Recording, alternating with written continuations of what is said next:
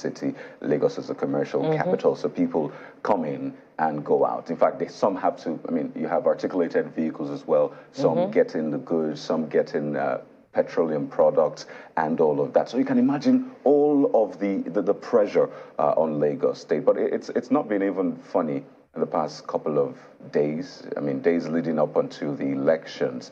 It was a nightmare for a lot of people plying that route. And it has raised questions about traffic management in the midst of construction.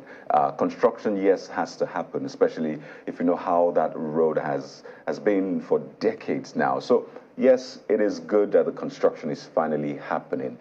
But is it really worth it, all of the troubles people have gone through? And I mean, I'm talking about wasted man hours. I'm talking about people having to ply that route at night. Imagine leaving a place one day and getting to your destination the next day. The following day. We've had people with that experience. So is it really worth it? I know just recently the Lagos State government, or generally the stakeholders, constructing that road, Lagos State government has a role to play. The Ogun State government has a role to play. Of course, the federal government, which is the main heavy lifter in this one, has a role to play as well. I know there's been some talk about trying to ease that gridlock, but just how well is that happening? Because we know that those routes have been narrowed. And I know, Bukola, you've been at the receiving end of this time and again. And I know we've tried to suggest ways out. People have said things should be done this way. Is there a way we can actually go through this? Because we've seen construction happen in other climes and how they go about it. So, I mean, the question has been raised about whether or not we're handling this very well. You have first-hand experience, Bukola. Well, I have too, but maybe not as much as you. Not as much, not as much. You know, just to add, Kade, also that many people who live in Ogun State, they work on the island. Yeah. They have to use the Lagos-Ibadan Expressway as a travel route every day. Add to that, articulated vehicles bringing fuel all the way from, further down south into Lagos. They use the expressway. Don't forget also that travelers, all those traveling from Lagos, outside Lagos, and all those traveling inward Lagos, they all use Lagos-Ibadan Expressway. And that's why I've said time and again that it's totally unacceptable that the only functional expressway out of Lagos is Lagos. What's happening to Ikorodu? Also, those, moving out of Lagos and onto the island from Akute, Baga, they all also have to, come out from their, areas from into Lagos-Ibadan Expressway, yes, from their turning points, sure, whatever they're called now. So I've spoken to an engineer before over this, because of my concern for Lagos-Ibadan Expressway, and he suggested that there should be a form of re-engineering work for Lagos-Ibadan Expressway, such that there's an overpass over, the waterlogged area of Baga onto the expressway, so that at least those coming up from that area, they have an alternative route, so to speak. What about those traveling outside the expressway who live in Ogun State, who travel into Lagos, and those, doing same on the other end? There are alternative routes that can be graded such that traffic management there is better, such that, there's less congestion on both sides of the expressway. Also, our correspondent went to the expressway yesterday, to bring us reports, and the suggestions from that report is valid. Why can't those who are working, work overnight, work more hours, such that, the traffic gridlock can be reduced? Why can't there be a partnership between the workers, the federal road maintenance agency and the police authorities, such that they can provide security? Perhaps the worry is that, the workers will be attacked overnight, such that, work can be faster. Work should prioritize those using the road, commuters, travelers, on the expressway. It shouldn't be at their expense. Spending 6 hours on the expressway every day is totally unacceptable. Malkwe and Chimelin. They don't. They don't. Well, first of all, I think it's important to first of all say empathies, and sympathies to the people that have to use that road on a daily basis, the people that have to go through that route on a daily basis. The mental torture first, Chamberlain, that's what you have to go through to get to work or to get anything done. Take your children to school, assuming they school along that axis, or maybe that's where the source of your livelihood comes from, or that maybe you need to go to the hospital. You know, there are people who, for any situation, will have need to go to hospital. Imagine patients who maybe have a chronic illness and need to, ply that route every day to get to where treatment is where, is waiting for them. I think that, I don't think anybody needs to go through that on a daily basis. The torture alone, the mental torture of it, I try my best not to... I don't even want to picture it, James. But this is where we are. This is the situation on Lagos-Ibadan Expressway. And Buki, as one who has had to go through that for months on end now as a result of the construction, maybe we can say no pain, no gain. But the truth is, does it have to be this painful? I think that's the key question. Does it have to be this painful? Yes, we know that as a result of the construction, yes, there will be inconveniences. The road has been narrowed down into 1 or 2 lanes for that amount of traffic, for the volume of vehicles coming into or out of Lagos. That definitely is something that is necessary if the road is going to expand, if they're going to make it smoother, if they're going to make it more beautiful. But the key question that people are asking is, does it need to be this painful and for this long? I think that this is something that the authorities can help us out with. If it can be less painful, is there anything we can do about it to make it less painful? People have talked about the absence of traffic managers at key times, at critical times, rush hour, even though it was seen that almost every hour is rush hour in Lagos. But at the key times, when people are going to work and when people are coming back, what will it take to have traffic officials there on a constant? What will it take to have solar lights? We know that there was a plan to light up Lagos at one point. Maybe the thing was running on generators and maybe it's no longer. So whatever the thing is, we know that now we can effectively light up a place sustainably with solar lights. Is it possible to have that temporarily so as to reduce crime and make people feel a bit more safe along that road? These are the questions that we can ask. Well, for people to have to go through this, and we don't even know how much longer this construction is going to go on for. I mean, we understand that it's to get things better, and we know that, yes, getting things better, you must go through some inconvenience. However, the key question is, can it be less painful? If it can we do something about it? That's the key question people are asking. Absolutely, and they're very, very valid questions because, time is money and time is spent. So all the time they spend on the road is a lot of cost to not just the people, but to the economy as well. And part of what several people have told us when we've gone on that road to do interviews is, aside from having traffic managers there, first, yes, we know that we need to improve and conduct ourselves decently. We road users, granted, that's a given. That's a huge contributory factor to what happens there, in discipline on the roads. And then you have the thugs, the touts, the urchins, they call them the area boys who are there, who collect some sort of toll on a regular basis from those chaps almost all the time. So what we gathered is that it's a huge contributor as well. So who's reining in a lot of all of those other people? Because you could have traffic officials who are controlling traffic. We see that time and again in Lagos. Even in several other cities, well, largely, even in Abuja here, where you get to see rickety vehicles just speed past you, vehicles that aren't roadworthy, and then you could just drive through if your car just looks okay, and then they could just flag you because they know you can afford the fines. These are the things that happen on a regular basis. So it's a combination of factors. Yes, the roads have got to be constructed, but there are several other things that has got to be done to make sure. Look, that traffic can indeed be better. It can, even with the construction going on.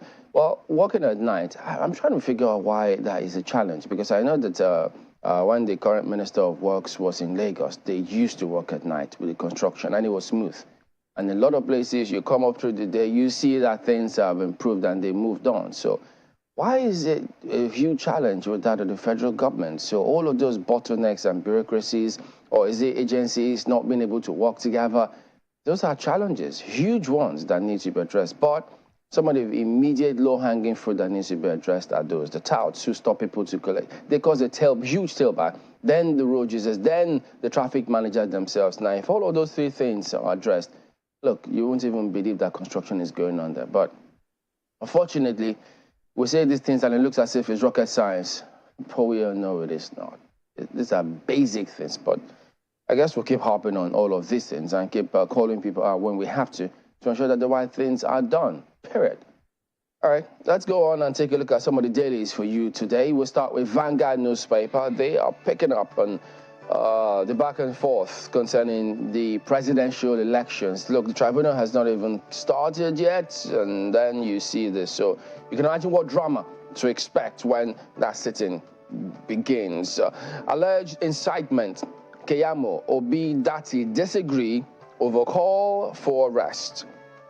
So Keyamo's crude joke shouldn't be taken seriously. Obi, Dati. Keyamo, rabble-rouser, desperate for relevance. LPPCC says Dati, free citizen, exercising his freedom of speech. There you go. This freedom of speech is going to take a beating in the days and weeks ahead, I reckon. But this is a big lead on the front page here today. This needs no telling. It's been there for a while. Cash crunch. Banks, businesses lament scarcity of currency notes. We thought they were going to receive a huge chunk. Was it yesterday or today? Yeah, that's one of the dailies reported. Yeah, that banks were going to be getting a huge cache of old notes. So what's going on with that one? I guess our cameras will go to town again and inquire of what is going on, even though this has caused us huge embarrassment with the banks. You send people money, they don't get it in 48 hours, and you keep wondering, what do I do? Do I send it back? And then you send another one, and the first one seems to be missing. MIA. Can't trace it. What is this? Oh boy. Polls, anti-Tinubu protesters hit Abuja. That also features prominently here. But that will be it for... No, look at this. NNPP to APC is shameless to challenge our victory in Kano. Well, we took them up the other time, and they went back and forth with each other. But above all else, peace is key. That's Vanguard. Well, take a look at what The Guardian has on the front page. Keyamo petitions DSS, demands Obi Dati's arrest. That is certainly generating quite a bit of controversy now. He's a rabble-rouser, says Yunusa. PDP suspends Fayose, Shema, Ayim. My suspension, I use last kick of a dead horse. You know how many times we've seen this cliche now? Last kick of a dying horse, last kick of a dead horse. But, I mean, that's his response. That's attributed to Fayose. Autumn will not appear before PDP disciplinary committee, says Wike. Okay. Is he speaking for him? Is he his new spokesperson? Well, the details are somewhere inside the paper. Protesters seek interim government, demand removal of INEC chair. Adamawa APC reverses suspension of Mustafa. So it was true. Wow. He was suspended. We were mulling over this yesterday as to, the reason we read, whether it was because he couldn't deliver his polling unit. The details are somewhere on page 6 of the paper, focusing heavily on politics for you this beautiful Friday morning in the Guardian newspapers. You also see here very important stories have been tracking for a while. Tears as Ekweremadu, wife, found guilty of organ harvesting. Stories on page 2 of the paper. Kogi Assembly suspends 9 members, 8 council chairmen over alleged terrorism misappropriation. The story is on page 30. Worries as ATMs, POS mobile channels account for 3.6 billion naira fraud. Okay, that story is somewhere also inside the paper. We'll leave it there for the Guardian newspapers. Not before I highlight this one too. World TB Day. Today is World Tuberculosis Day.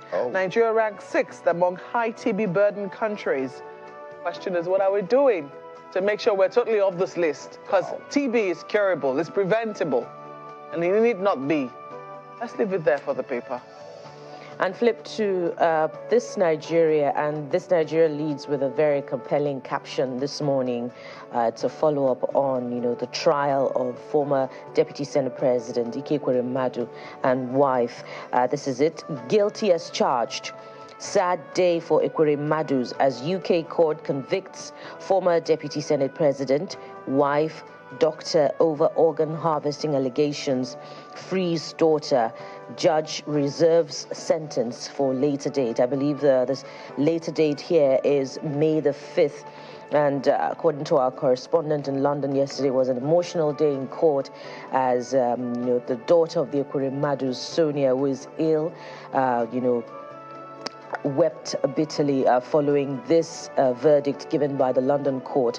And many had watched this trial, with a lot of keen interest because of the individual involved, Nigeria's former Deputy Senate President. And, at that time, when it was discovered that the individual who went to spill the beans to the UK police lied on oath that he was underage. There were expectations as to the possibility that the trial could perhaps turn in the favor of the Ikekwe Madus, but that was not to be, as we were told that the allegations were indeed weighty under the UK Modern Slavery Act. So this is really sad for the Ikekwe Madu family. And, Nigeria also is named in that trial, former Deputy Senate President. Inevitably, Nigeria will be named in this big story. I think the clarification to be made also is that organ donation is not a crime. It is when it is paid for, when there's some sort of inducement. And then in the laws of the UK, that it becomes a crime. I mean, it's mixed feelings, as you said, for the family, seeing the daughter weep, hearing that, it might even be too late to get a transplant. That much was said during the case. So it's mixed feelings. We'll wait for the final sentencing, I think, in the coming months. And, of course, to report that to you. And we hope that Sonia recovers pretty soon because, it is said that she's still undergoing dialysis. It's a really sad one for the Ikekwe Madu family. But there's a cheery one above the nameplate of this Nigeria this morning.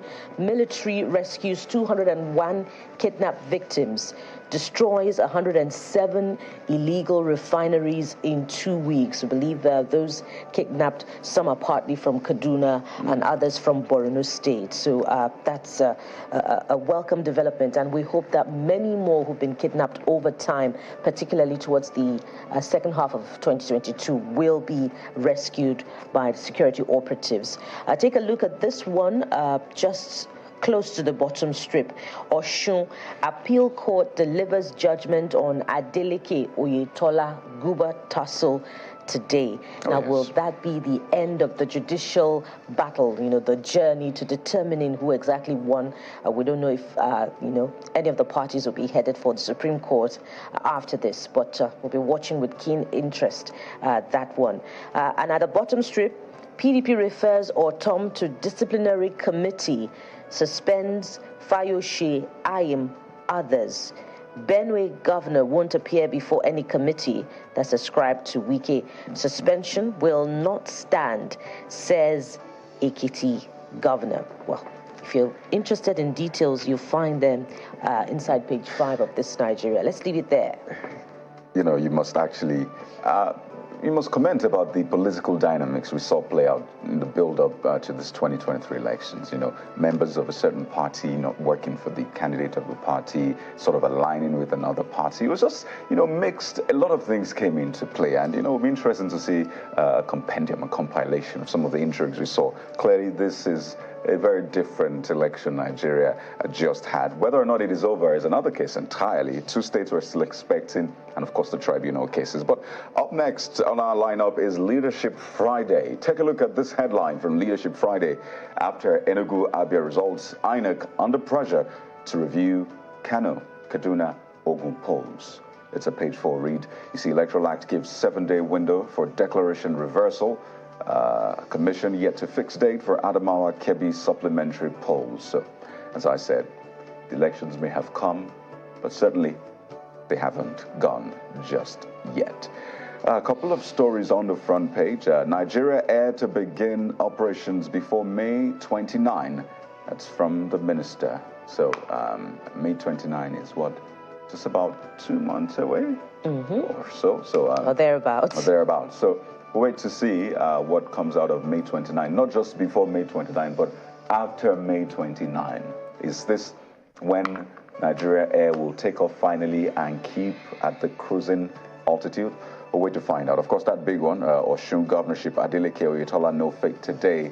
So this is the second level of, judicial journey. Yeah, the judicial journey. I think that's the term, really, because after this, there's still that possibility of taking it to the Supreme Court. So those are the levels of appeal, particularly for governorship election tribunal. So all eyes on the Court of Appeal for that decision. We understand that security is quite high in Osun State, and there's a lot of anticipation for that as well. So stay with Channels Television.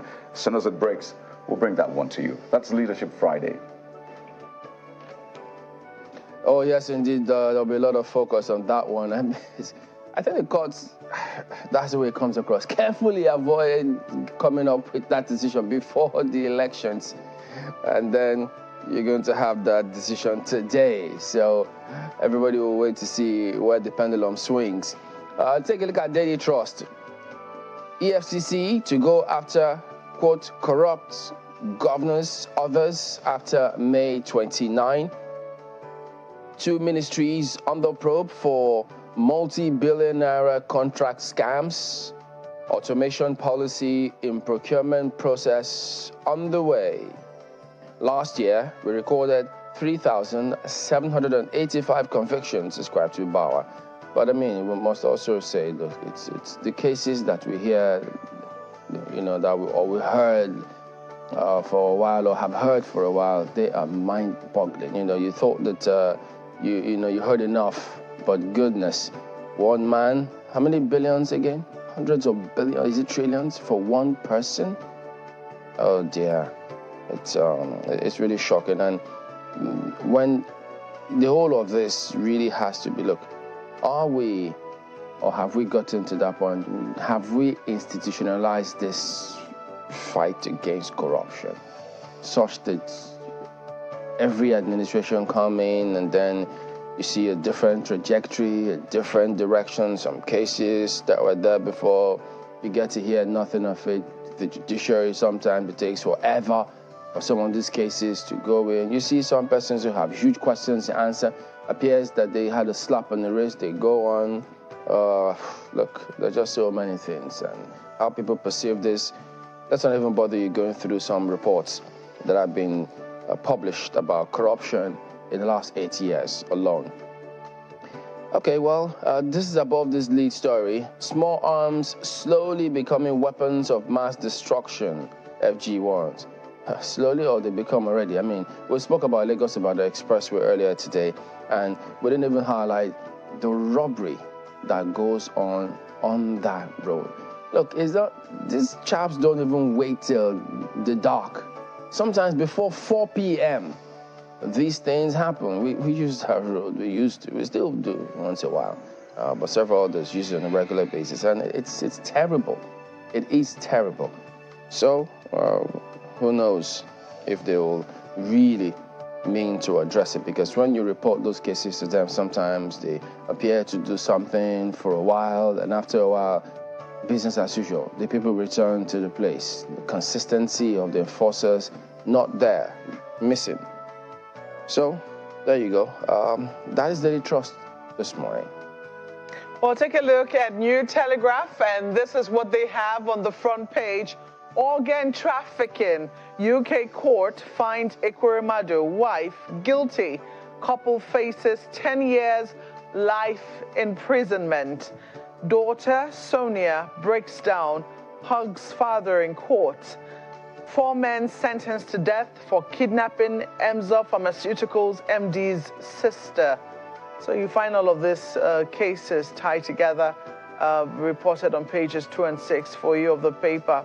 Post-poll crisis, PDP suspends Anyem, Fayose, Shema, others. Refers Otom to disciplinary committee. suspension a joke, says ex-Ekiti governor.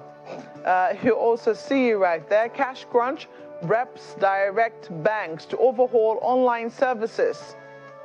Troops recovered over 6 million naira from terrorists in 2 weeks. That's according to Defense Headquarters. The 6 million naira, was it in new notes? I'm just curious. You find details on pages 2 and 8. You also see right on top of the nameplate, uncertainties. Nigerians invest 309.9 billion naira in life insurance, 318.2 billion naira claims paid. CBN, bank's credit to economy hit 70.19 trillion, that's naira, in February. They have a lot of stories, all manner of stories for you on the front page. They always have, quite a plethora on the front page of New Telegraph. You always have to decide which ones you want to emphasize and which ones you don't want to. But take a look at this one. Like I say, it's on the lighter side of things. Abia returning officer gets car gift from businessman. Whoa. Yeah. Is that how happy they were? That's how happy they were. So, gifted. Must have been badly run city, badly run state. Gifted the returning officer a car gift. Well, you also see there, Senator Kalu congratulates Governor-elect Oti. So pages 5 and 8 will give you those details. We'll leave it there for New Telegraph. All right, there you go. That ends it with a look at some of the dailies here this morning. We will be back in a moment. Stay with us.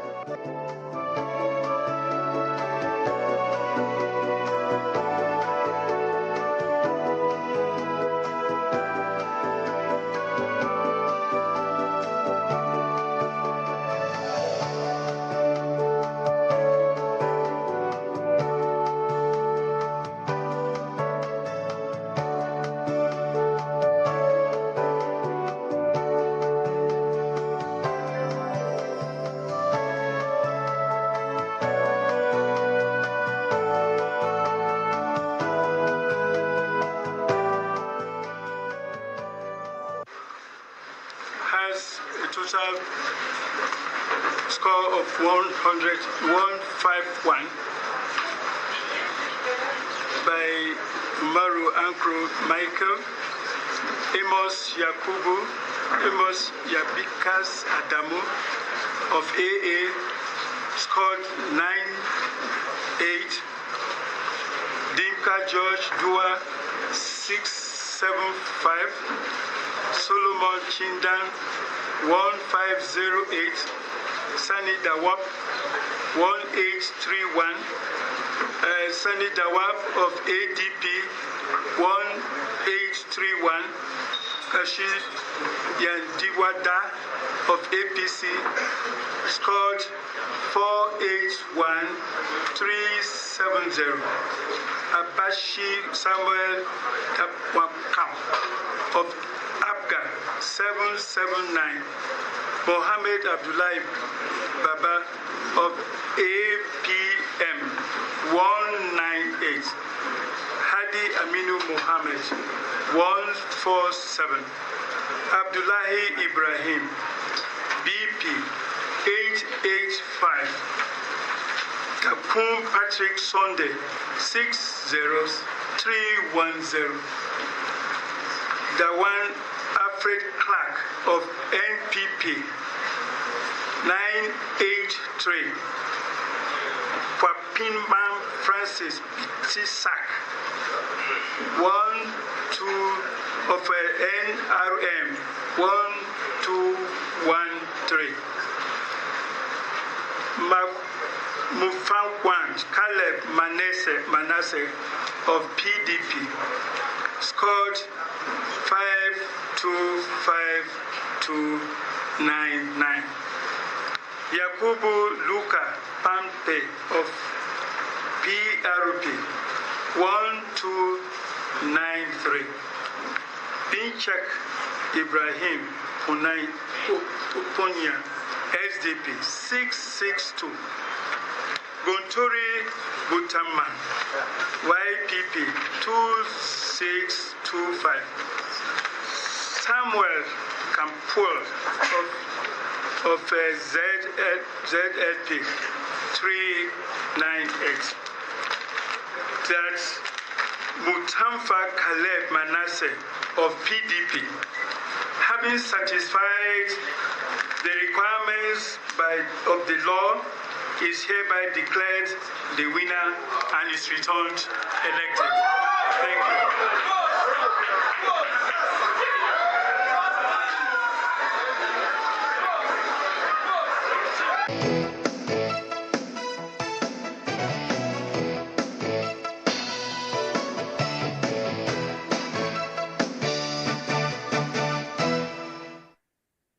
All right, that is what we're starting with today on Sunrise Daily. And Mr. Caleb Mutuang joins us now. He is the governor-elect of Plateau State. He joins us virtually to talk about some of the build-up that occurred, the events surrounding the victory, and what is going on now.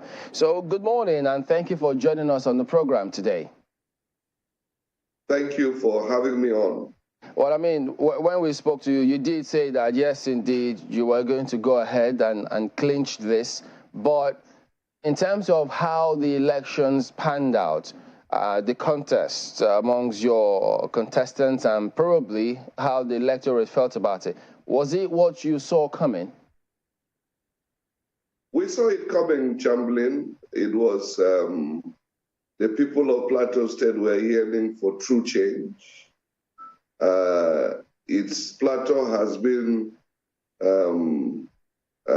akin to a wilderness of some sort, and people were looking forward to some refreshing change.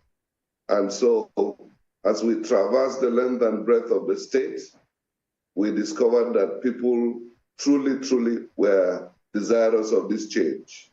All they wanted to be sure was that if they voted for us, their votes would count. And we assured them that we had confidence in the electoral process. And at the end of the day, we were proved right. Because I must salute the courage of the INEC staff on the Plateau, who stood their ground and ensured that the due process of law was followed. How are you handling immediate post-victory now? Because we saw in the country how on the larger scale, even in some other states, lots of division. Probably we don't know how deep these things have gone, but in Plateau State as well, of course, those who voted for other political parties, chances are that they may still be hurting and may not necessarily want to queue behind or support you to govern the state moving forward. How are you reaching out to ensure that you handle all of those and it doesn't go deep into the fabric of Plateau State? I'm glad to tell you that the spontaneous breakout of joy on the Plateau is unprecedented, and people across faith, across party lines, broke out in celebration in every nook and cranny of the state, and I mean it. Perhaps we'll gather some of the clips I've sent to you. And even the candidate of the Labour Party has reached out with his congratulatory message, which has gone viral.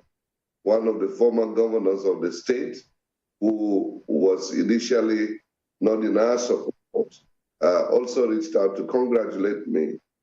And I think there's a build-up in that direction. Of course, it's normal when people lose elections to hurt, but we're reaching out to all we need to reach out to. And I can assure you that for me, that's not a problem at all. I am doing my best to ensure that we bring everybody on board. As I said in my acceptance speech, I'm not going to be the governor of a few. I'm going to be the governor of all. And I mean what I say, and I'm going to actually walk the talk. But at the moment, the APC candidate, the entire way, says he's not happy with what transpired.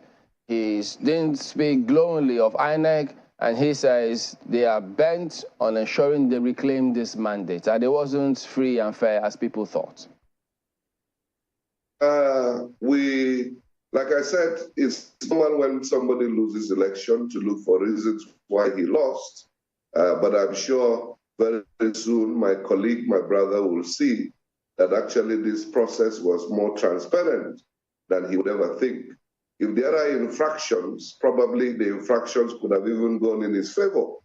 But I can tell you that the will of the people was insurmountable.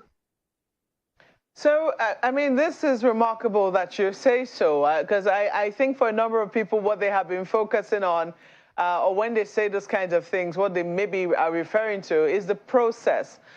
So perhaps indeed, I mean, maybe indeed the PDP was very popular, and you as a person, because we also understand that in these elections it wasn't really about the party, it was about the people, and that's why you see that in some instances, some parties will do well at presidential, and at the state level, another party entirely does better, and that's because the people are looking at the people, not the party. But I just want to ask you about the process. So for you, how would you, because a lot of people have criticized the process in many areas, would you say that in Plateau State, your experience was different? Honestly, in Plateau State, our experience was quite different because I know that the INEC staff came under a lot of undue pressure. Now, it is not easy for an opposition party to triumph over a ruling party. And you would know that in terms of resources, in terms of influence, the ruling party would certainly have more. But the sheer will and resolute determination of the INEC staff in key respects, I wouldn't say that it was all perfect. Certainly we had concerns in certain areas. In some local governments, there were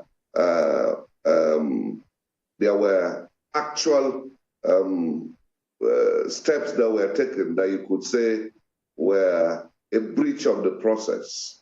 And we know those areas. I don't want to talk about them because we might end up in court, and I would want to keep those as my joker. But I can tell you that by and large, the entire process was sufficiently successful. In certain respects, in all, Maupe, you see that the PDP has been consistent ab initio.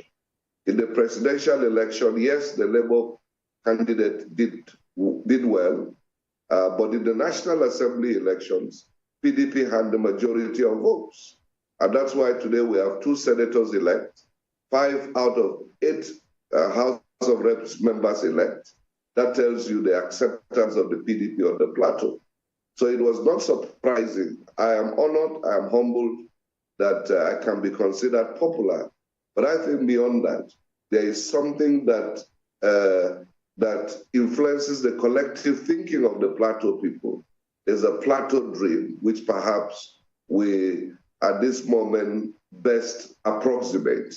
And I think people keyed into our vision, people bought our message, and that's why today we have majority in the House of Assembly, and I have also emerged as governor-elect.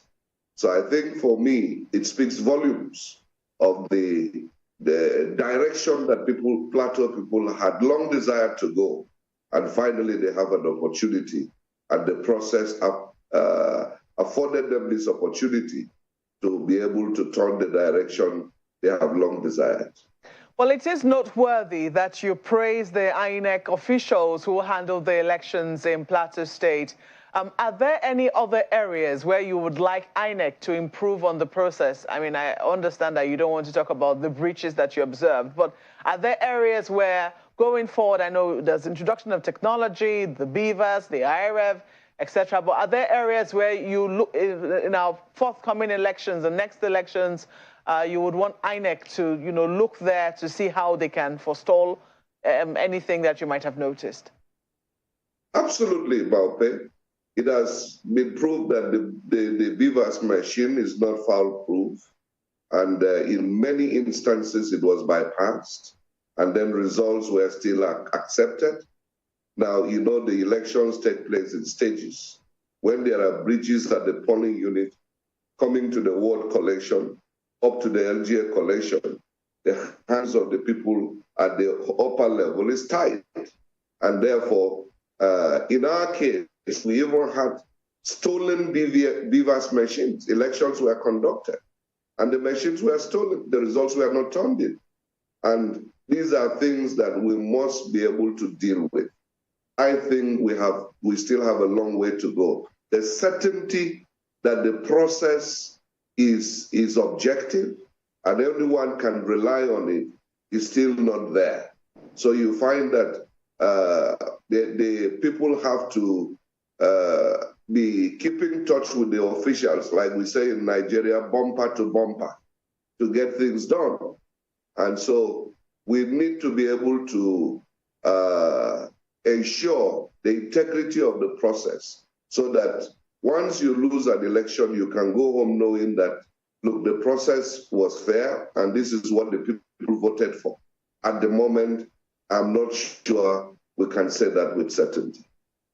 So what would you say what is the key thing that you want to focus on for Plateau?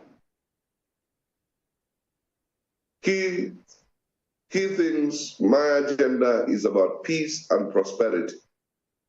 Peace because, as you know, Plateau has been under this barrage of attacks in the last 20 years plus. A lot of instability, insecurity, insurgency, and banditry, a lot of criminality going on in the state. We need to be able to put an end to that or reduce it to the barest minimum so that our people can go about their lives without fear. Secondly, we need to lift our people out of poverty. The NBS, National Bureau of Statistics, Poverty Index shows that Plateau State is perhaps number 26 among the 36 states. It's bad. We do not need to be in that position. We need to lift our people out of poverty. And it is when we do that that we can be able to have the requisite income to be able to finance education, finance healthcare, finance youth empowerment, women empowerment, and so on and so forth. I believe that the expectation of the people of Plateau State is that we will change their narratives and be able to make life better for them. Lagos. Right, Chamberlain, thank you. Well, I think it needs to be researched, and just on a lighter note. You're a lawyer, and the outgoing governor is also a lawyer, so it looks like the people of Plateau have a thing for lawyers. But staying with that security issue, I wonder if how you will go about this, because a lot of people have said that the reason these attacks come up again is because there isn't adequate prosecution deterrent for those who are found culpable. You're a legal practitioner, and I wonder how you will approach that. I know this outgoing government had this peace-building agency and some other things that were done to try to achieve peace, but how would you tackle that big question of ensuring justice is done, proper deterrent is put in place, so we don't keep having this heinous attacks time and again?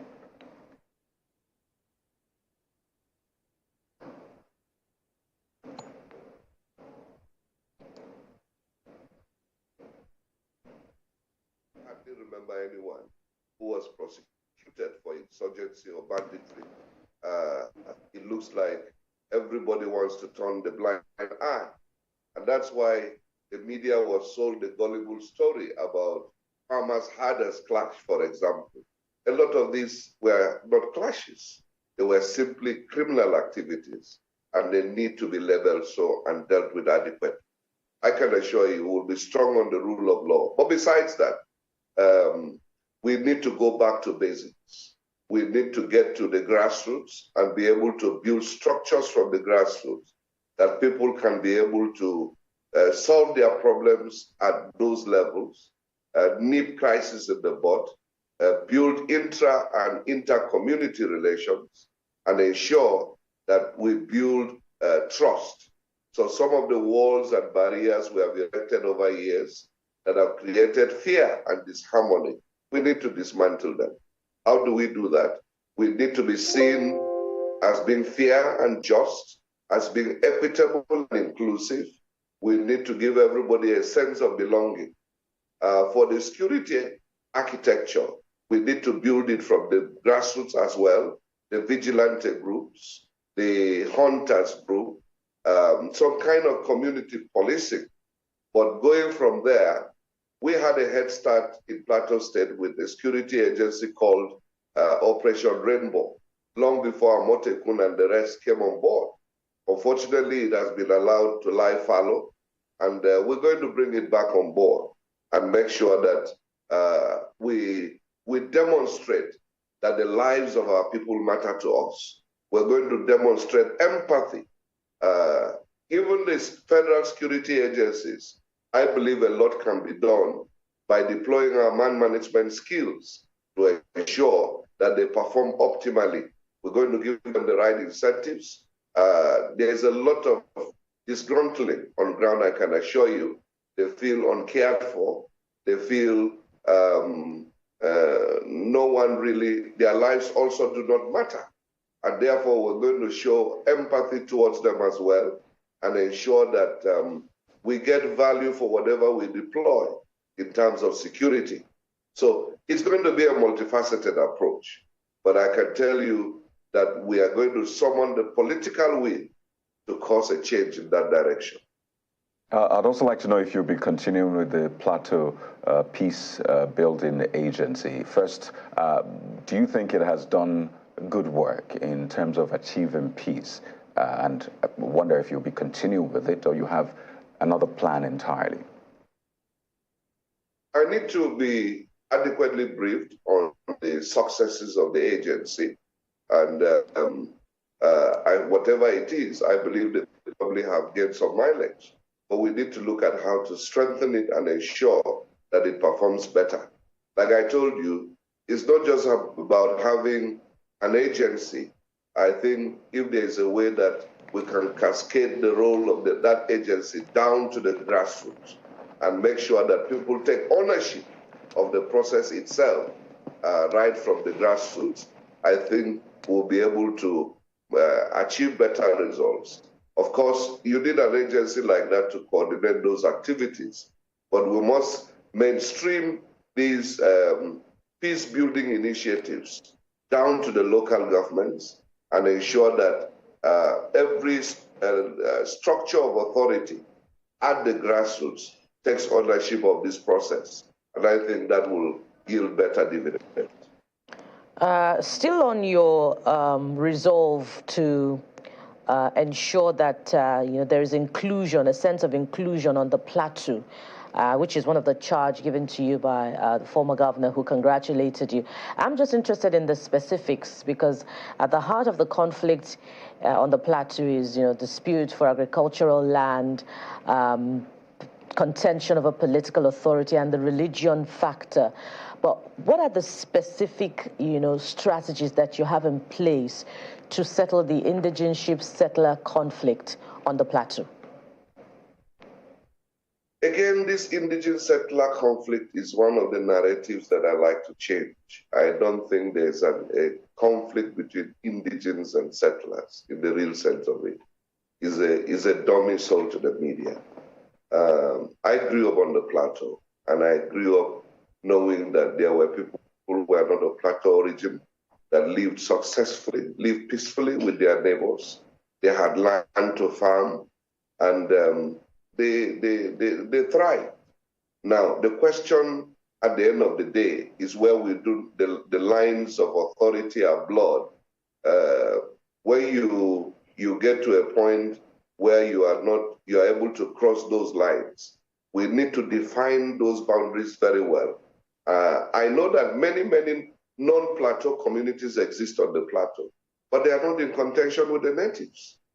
They are not in contention with the natives. So why is it peculiar to some people? We need to look at the root cause of it. Are there motives behind just settling to be able to make a living? We need to probe into those issues. Now, but going beyond that, I am a Christian, and there's no doubt about that.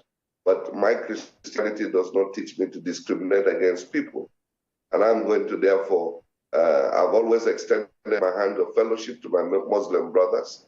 I want to make them feel comfortable, make them feel that, look, they are also stakeholders in the Plateau project. And we're able to come along together.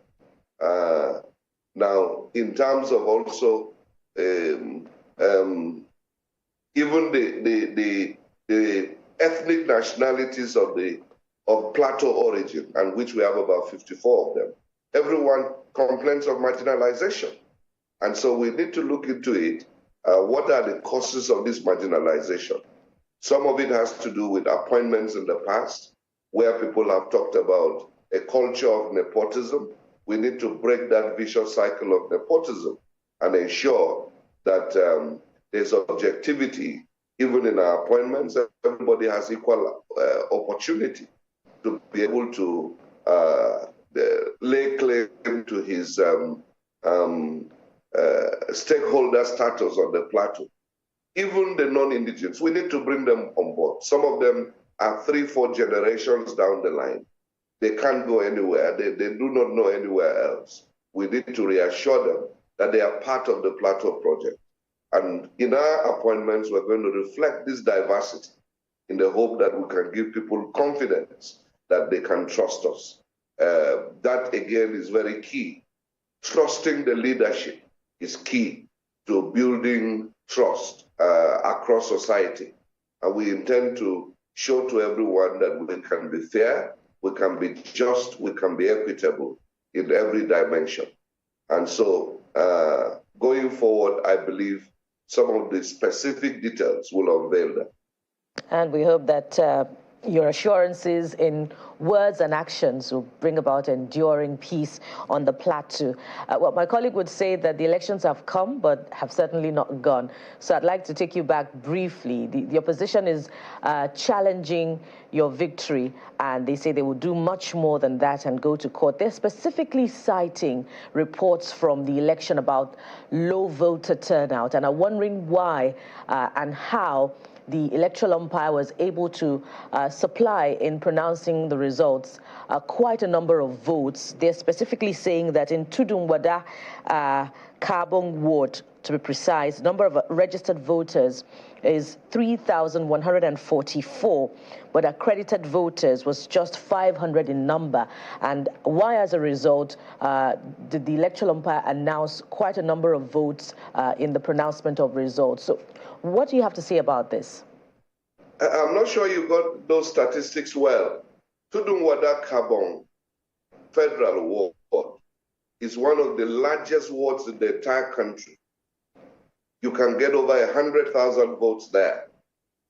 I watched one of the video clips of my brother on the other side, which talked about probably votes being escalated in my local government and in Jos South local government. And I think if he avails himself the benefit of history, he will realize that actually the vote margins we got in those local governments were lower than expected.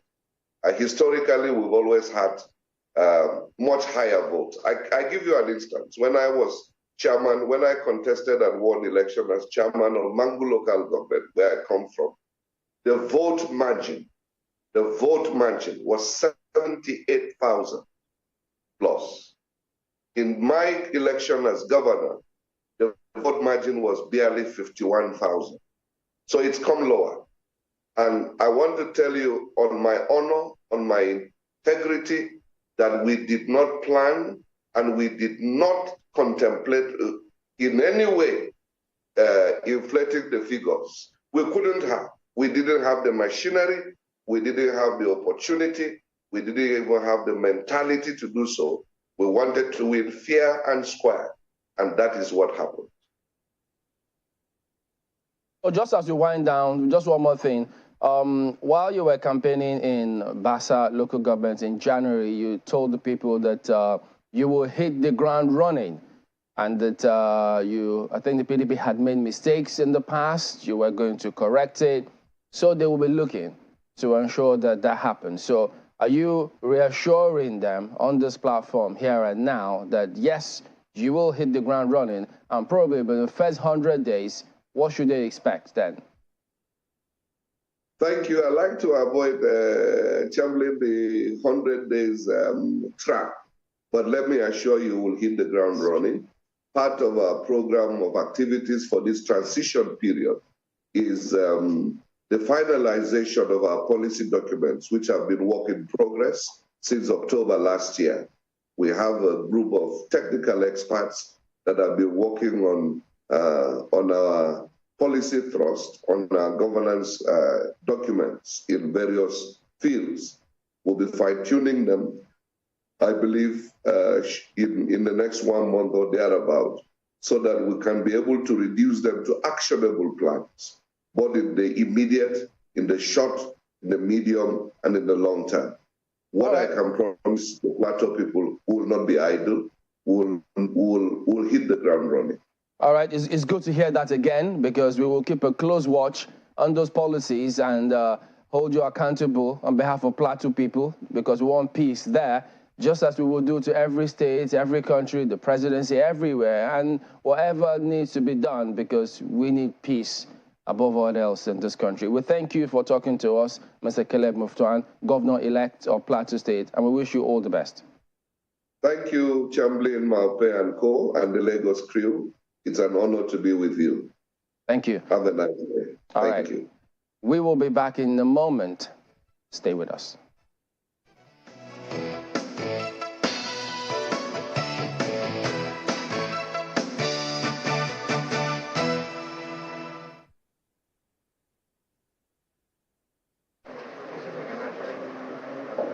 As we just said, elections were not held in 47 wards, affecting 69 polling units.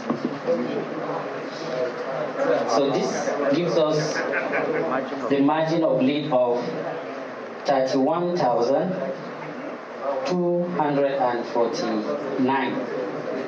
31,249.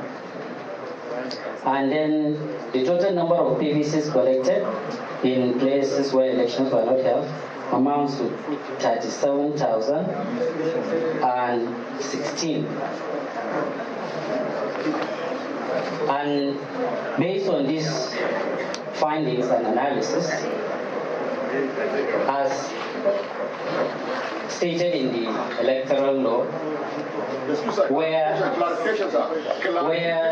the number of PVCs collected in areas where elections did not hold or cancelled based on overvoting. The guidelines overvoting is zero.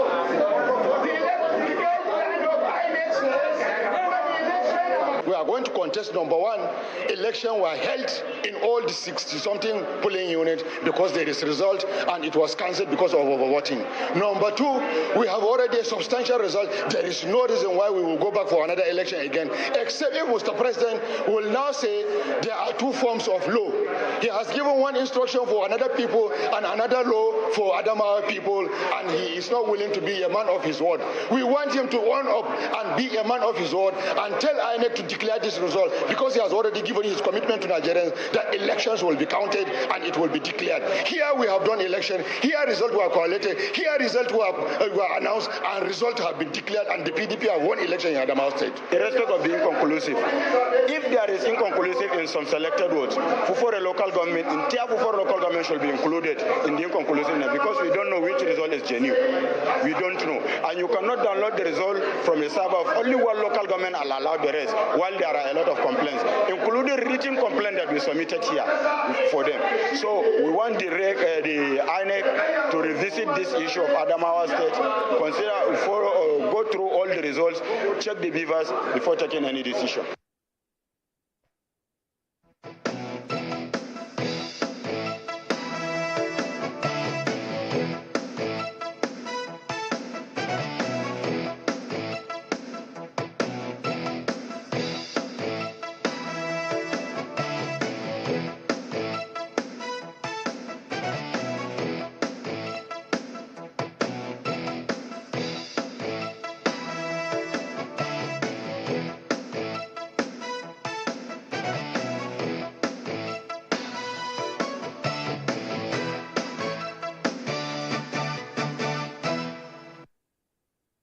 All right, welcome back. Well, Mr. Amadou Fintiri, the governor of Adamawa State, is also governorship candidate of the People's Democratic Party for Adamawa State. He's next on the program. So let's go ahead and see if we can get across to Mr. Fintiri, because the elections in Taraba State is inconclusive at the moment. In Adamawa State. Adamawa State? That's what I said, right? You said Taraba. Oh, dear.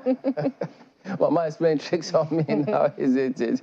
But yes, indeed, in Adamawa State. So trying to get across and find out what the state is. There's probably the state of mind. What are they thinking? What's likely going to happen? How are they going to approach all of this moving forward? So I guess the people of Adamawa will forgive you. They used to be brothers with the people of Taraba. Gongola State, right? The old Gongola State. So, yes, very similar in terms of what we normally would see. But certainly the politics is a bit different now. Yeah. What has happened in the last couple of days, we had hoped that the elections would have been concluded by now, but looks like there is a stalemate, and the elections has been declared inconclusive. So it'll be interesting to get the perspective of one of the candidates, who also happens to be the governor of the state. Exactly, and don't forget that, remember there were several narratives, really, about that election. At some point, several people kept on saying, oh, it's been called.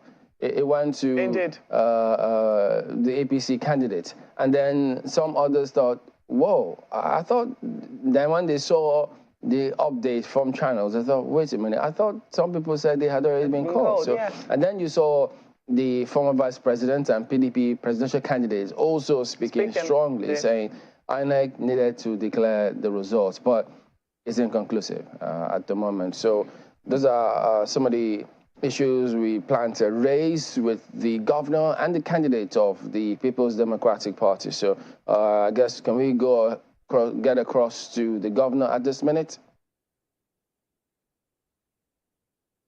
All right, good morning, Your Excellency. Can you hear us? I can hear you well. Okay.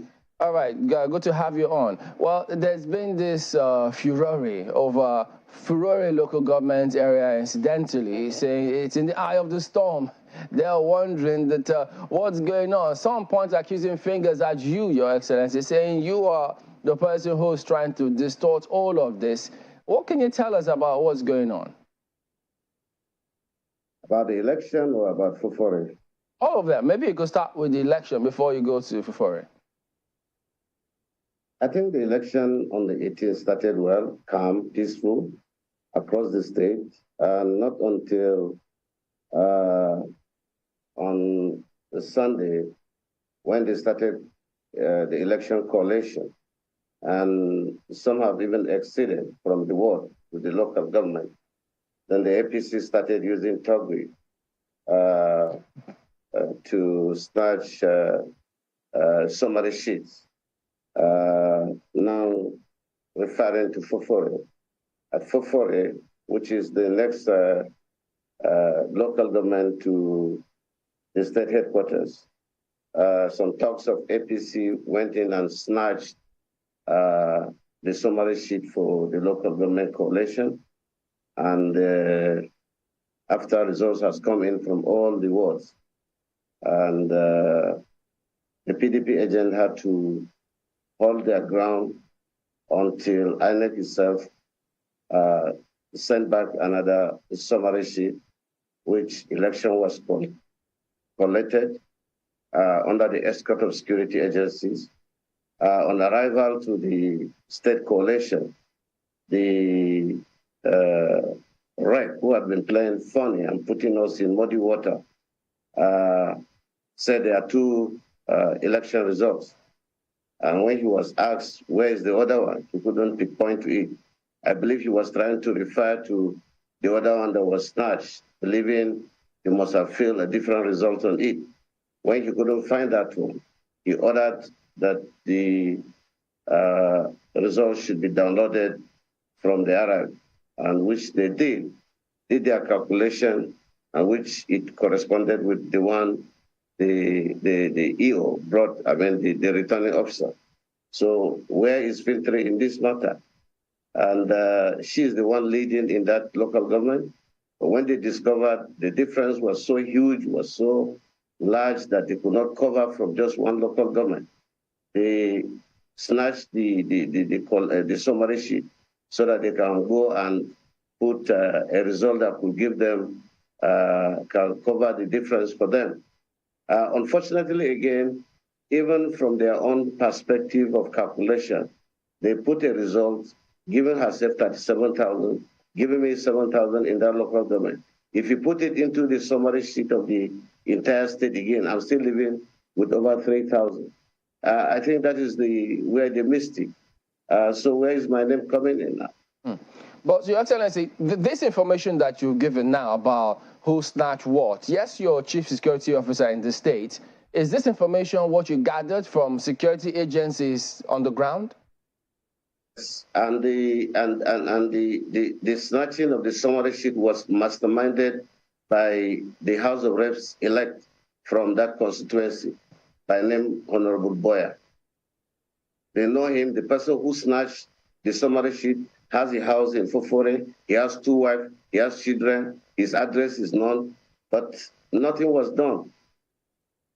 So if I understand you correctly now, you are saying that the local government is no longer in contention because the results from the IREV, as given at different polling units, have been downloaded from that place, and the tabulation has already been done, and they know who the results are clear for all to see, as the case might be. So what precisely has led to this inconclusive nature of elections in Adamawa? I think because of the inexperience and the mindset of the REC, he misled the returning officer. There was no need for it. I was leading by over 31,000 in Ogun. He led by 12,000. Issues in various units across the state was over 30,000, but a man was declared. The same thing with Kaduna. The same thing, several states, if you go around. And he went and concocted some units, some PUs that have already been concluded. For instance, if you go to Fufore, in Karalai, precisely a ward called Karalai, there's a PU 003. Yes, there are 103 voters, registered voters in that unit. Less than 30 voted that day, but there was overvoting. It was cancelled. There is a PU 00017. It was concluded. Even on RF, it was concluded. The result is there. There was no overvoting, no issue.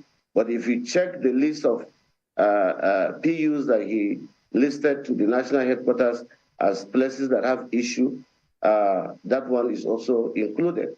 So you begin to wonder what he is after.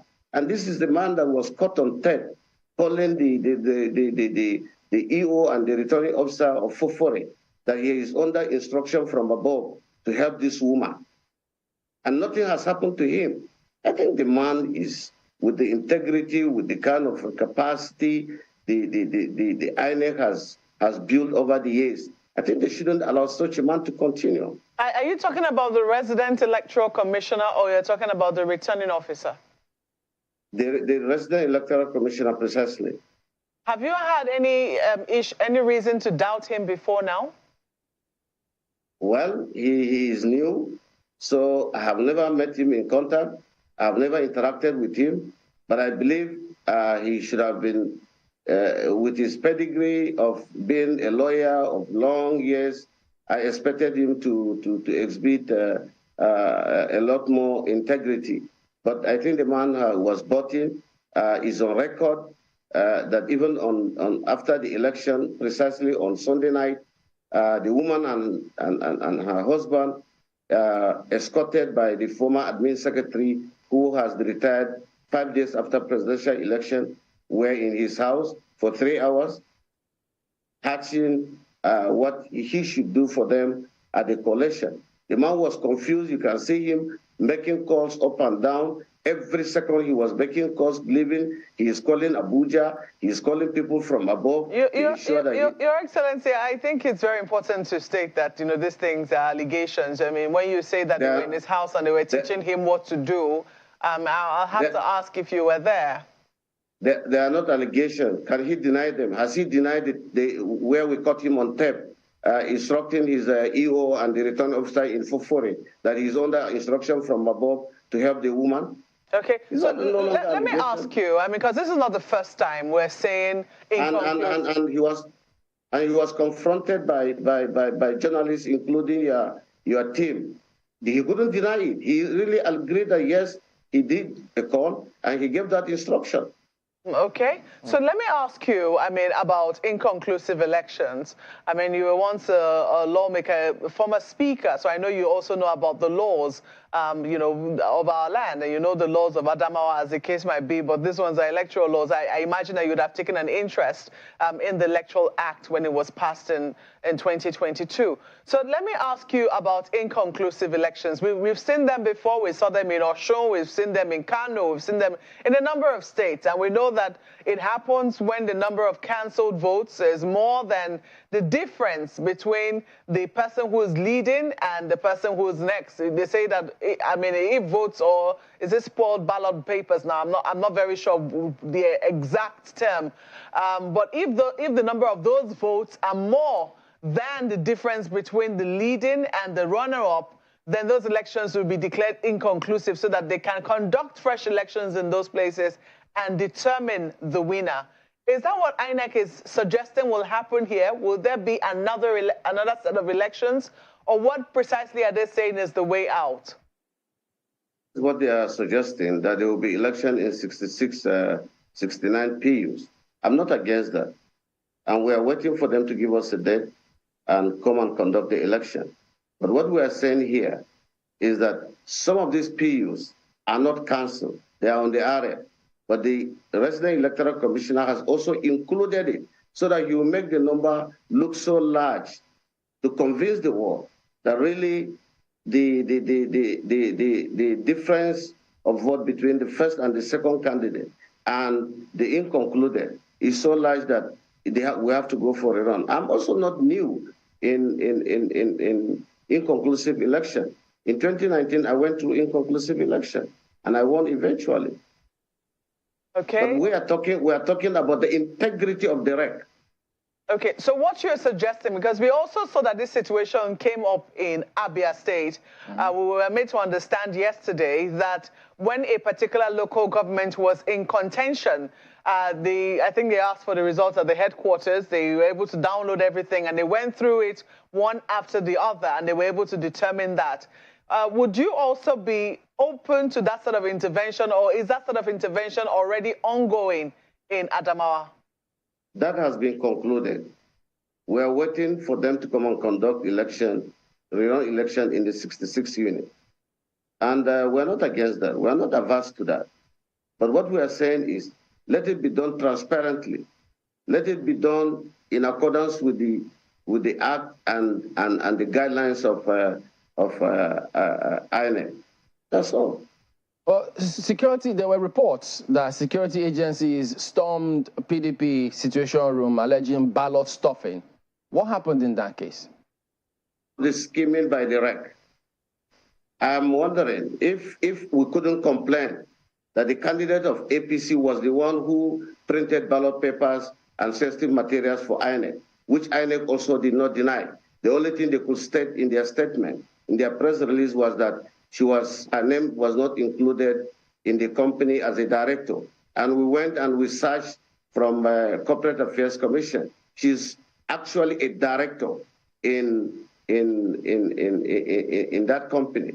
And they came to our situation room that there was ballot stuffing, we kept sensitive materials. How would we have come about sensitive materials in the situation room? They made a search and nothing was found except our laptops and the materials that are needed to control situations of the elections and monitor across the state. And they did write a report that really they searched and they couldn't find anything incriminating, and they left. And 14 of them signed. So they were all hatched by the REC and the candidate. Let's bring in our colleagues from Lagos. Right, thanks, Chamberlain.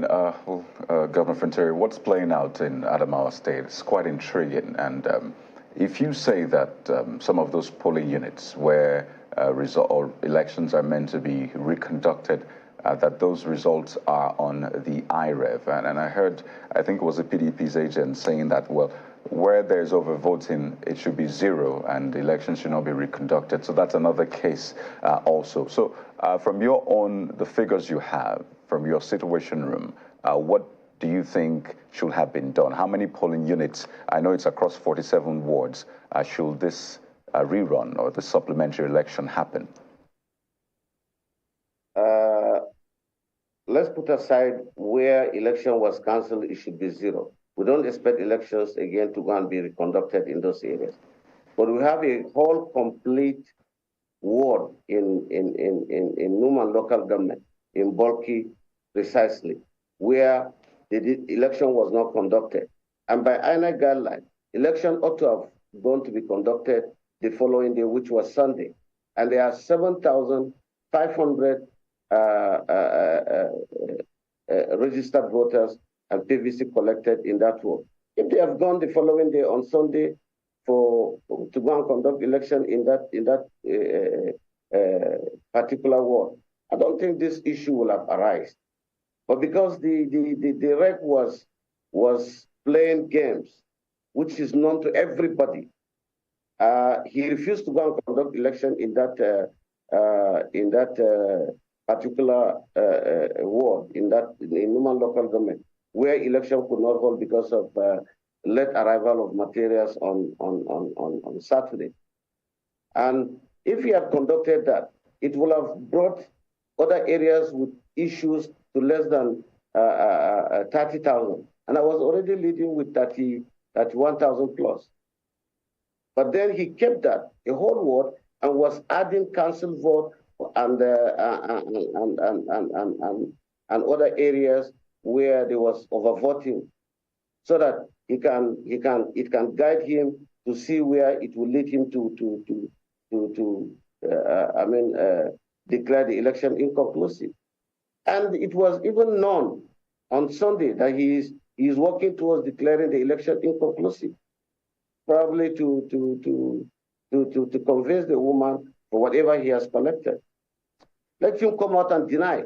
Well, again, we have to state, Governor, except you have proof, overwhelming proof against it, it's still your word against his or the Residents' Electoral Commission. I have just stated, and you had it that day from your reporter. Do you have immutable proof that money was exchanged? There was some sort of incentive given? Did he deny the other one? He was caught on tape. No, I'm asking about this particular claim you made. Do you have the evidence? The woman was in his house. Did he deny that the woman was not in his house? No, you talked about whatever he has collected, and that's suggesting that he probably got inducement. So I'm asking that, do you have evidence of that? Do I have to place the evidence on the table here? No, it's just to admit, if you have, because it's important to also place it so that it will not hopefully taint the whole process, because a lot of people have referred. All we are saying is his integrity is in question. Right. And for the kind of reputation INEC has built in this election, particularly in 2019, the man should be withdrawn from Adamawa.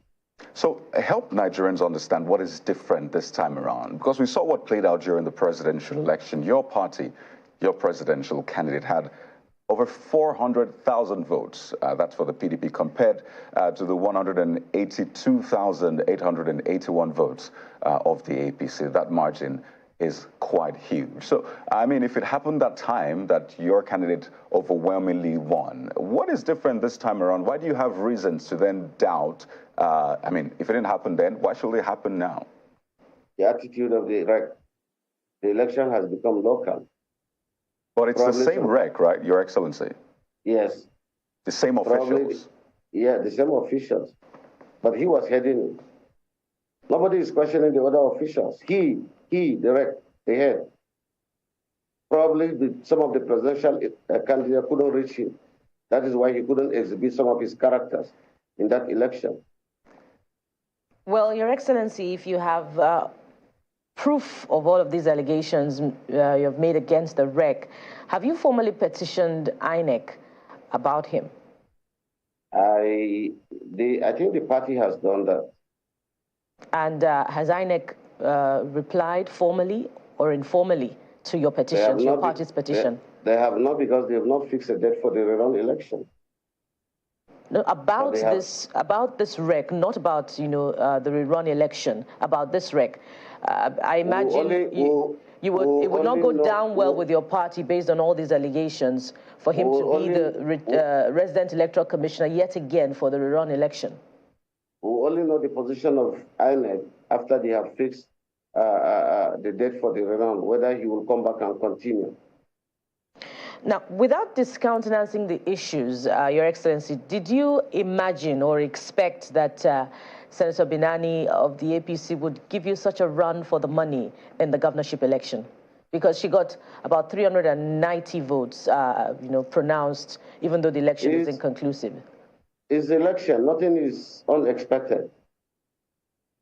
So I've planned for it, but I've planned to win because I know I have the large followership. Whatever scheming and other things that must have happened in between, still it didn't make any difference. A win is a win.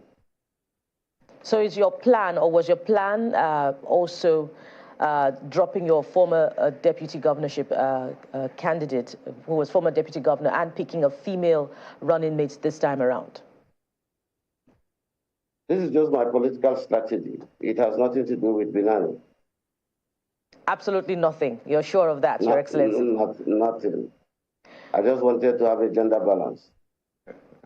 All right. If you say that, so we'll have to take your word for it. But would you say that Senator Binani, with this quantum of votes, has been able to break through much of the gender bias that she was expected to be up against in the election, particularly in the northern part of the country? Well, it's a step forward in terms of acceptability of women into leadership in the northern Nigeria, like you suggested. But again, the party has also helped. The party is broad-based, is large. They have just been assumed to have won a presidential election. So that has given them an edge. And it has really changed the mindset of the people when they went out to vote on the 18th. You said you're not new to this whole process, and I imagine that... I'm not new. Right, and I know that this is very important to you, to your party, because there's lots happening, and especially the PDP would really do with an extra state, seeing how it performed when you weigh the governorship elections across board in the 28 states. So this is a big one for your party. And you said you've planned to win. A lot of people ask, is winning the only option for you? Because elections are two ways. You either win or you lose. So what happens if you lose? Are you preparing for that as well? How will I lose when I'm already leading? Well, ultimately, the people will vote, except you have other plans.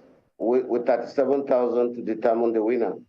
Already she's on ground zero. I'm on 31,300 and something votes.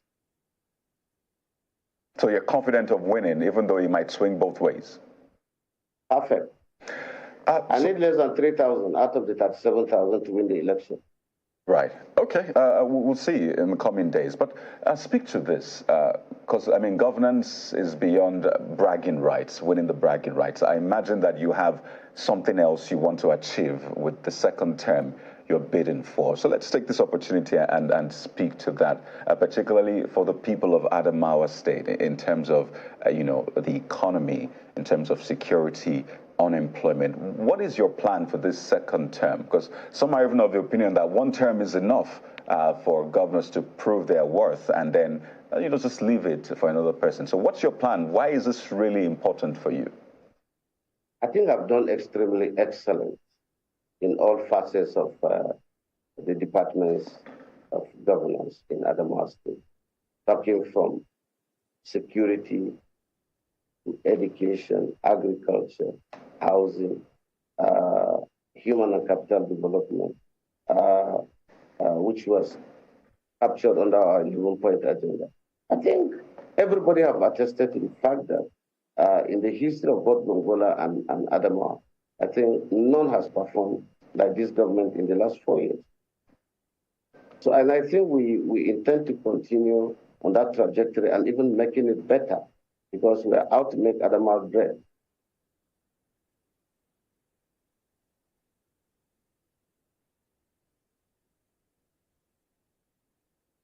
Could just, as we wind down on this, Your Excellency, now that the elections, I mean, there's going to be a rerun, as you say, what are your expectations for that? Expecting to get the support of our people to give us the winning vote. But looking through some of the results that are there already, the Northern Zone, your stronghold, we saw that she appeared to have made inroads. Of those 5 local governments, Mubi North, Mubi South, Maher, what do you think was responsible for that? For now, I have not conducted a postmortem, but I will do that after the election. But I've also had an inroads into her zone, which is the central zone. I won Hong, I won Gombe, I won Song, I won Gire, and I gave her a run for her money in her own local government and her mother's local government. Well, I thought the key word there would have been democracy. Democracy is at play. I mean, if candidates make inroads into each other's stronghold, it means that the people have a choice, and they should be able to pick who it is that they decide, and they should be able to freely choose, you know, whoever it is that they want at the end of the day. But I just want to know what you want. That is exactly what happened on Saturday, 18th. Okay, so what I want to know is what you're looking to see of the conducts, because right now you are taking very strong issue with the resident electoral commissioner. So I'm going to ask you what you would like INEC to put in place so that whatever results emerge at the end of the day will be acceptable to you and to Madam Binani. INEC as an institution is not in doubt. The character of the rec is in doubt. All the requirements to make the election smooth on Saturday was put in place. Everywhere the beavers was working perfectly. As they were collecting manually, so also they were transmitting the result to RF simultaneously. Everything on that day was working. So, and I believe if INEC maintains that, we will be competing, I think, even with the first one in terms of conduct of election. And that was what was missing in the presidential election. I think they made a lot of tremendous improvement in the last election. But some characters that are working and are within the INEC needs to be changed. All right, Your Excellency, Amadou Fintiri, Governor of Adamawa State and the governorship candidate of the PDP in the elections. Thank you for talking to us this morning, and all the best to you. Thank you. All right, then. So we will be back in just a moment. Stay with us.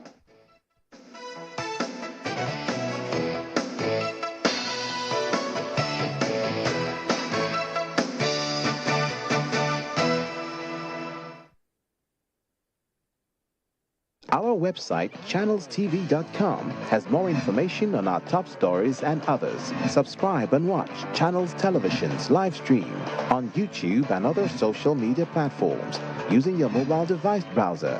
Or download the Channels TV app for Android and iOS devices from their respective stores. You can also watch us via your smart TV platforms on Apple TV, Android TV, Fire TV, and Roku. Channels Television, ubiquitous. Ladies and gentlemen, what's this one?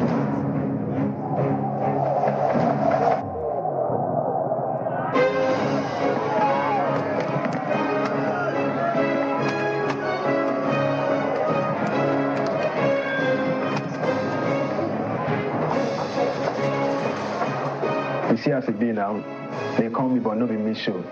That's how some business owners will have a different name on their business account from the actual business name.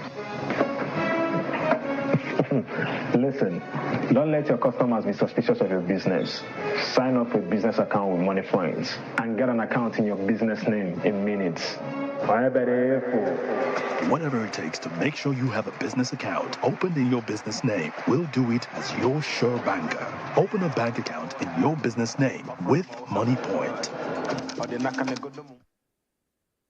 Every prolific organization needs strategic leaders who can turn challenges to opportunities.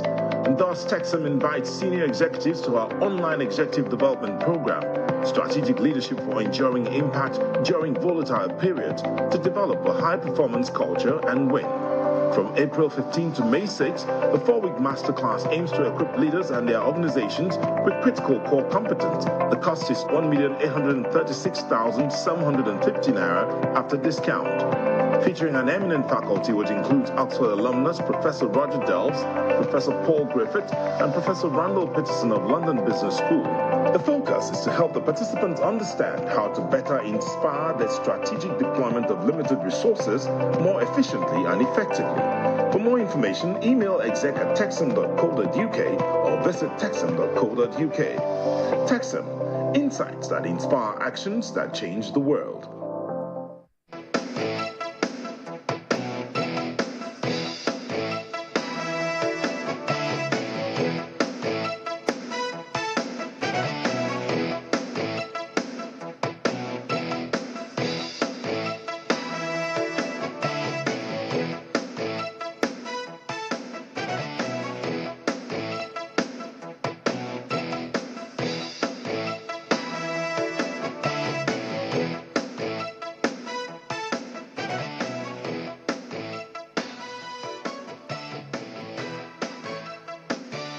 We are turning our attention now to Taraba concerning the governorship elections. And as you've seen, Chief Davis Abokente joins us. Now, he's former aspirant for the governorship seat, that slot, as a matter of fact. Thank you for coming on this morning again, Chief. Thank you very much. Thank you, viewers. Well, can we say the elections have come and gone? Because, I mean, results have been called, even though some candidates may think otherwise. But probably you start by telling us, what is your impression of how the elections turned out? Okay, like you rightly said, the elections have come and gone. Elections have been won and lost by some people. But for us in the APC in Taraba, we are feeling very, very bad to have lost the election. And we are looking forward to embarking on massive reconciliation in order to prepare the party for next rounds of elections. Well, it's interesting how you say you're feeling very bad, because the candidate of your party, Senator Bwacha, has called the winner of the elections to congratulate him. At least I saw a tweet from Senator Bwacha congratulating the winner, and the winner, Mr.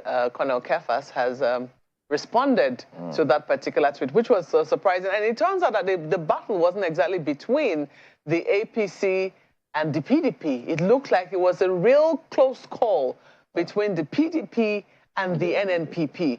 So was the APC overrating itself in this particular elections, or precisely what resulted in the sort of results that we saw coming out from Taraba?